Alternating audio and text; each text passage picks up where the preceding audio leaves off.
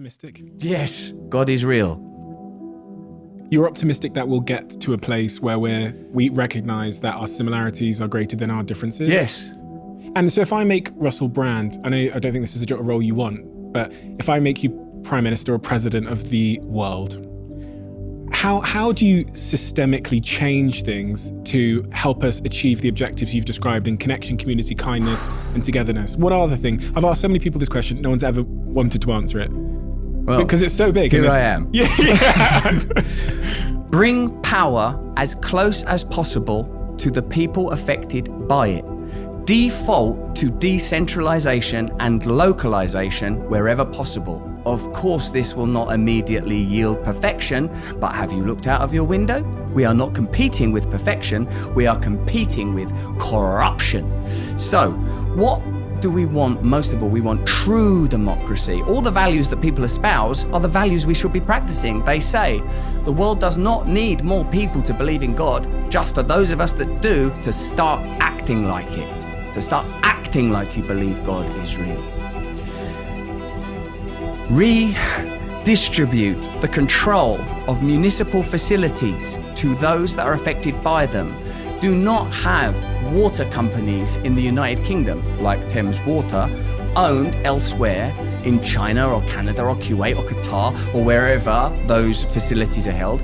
Have municipal facilities run by the community that is affected by them. I'm not talking about renationalization.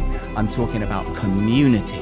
The community runs its water wherever possible. I recognize that there is some complexity when it comes to electricity, municipality, running roads, running hospitals. But who among us has ever been into a hospital and not marveled at the beauty, the compassion, the ingenuity, the commitment, the devotion of the people that work there? Wouldn't it be better if the people that clean the floors in the hospital felt that they were invested in it, that it was their hospital, the nurses that work there, the doctors, that they have real power, that those are their hospitals? Wouldn't it be better if both sides of our political conversation, I'm talking about the United Kingdom right now, hadn't agreed already that privatization is the way to go and they're not going to do anything about it? I'm not saying that there's anything wrong with capitalism in its basic format of we create a product and the people want the product and look at that, we made a little bit of money. I'm talking about this gigantic, metastasized monster devouring everything right down to spirit.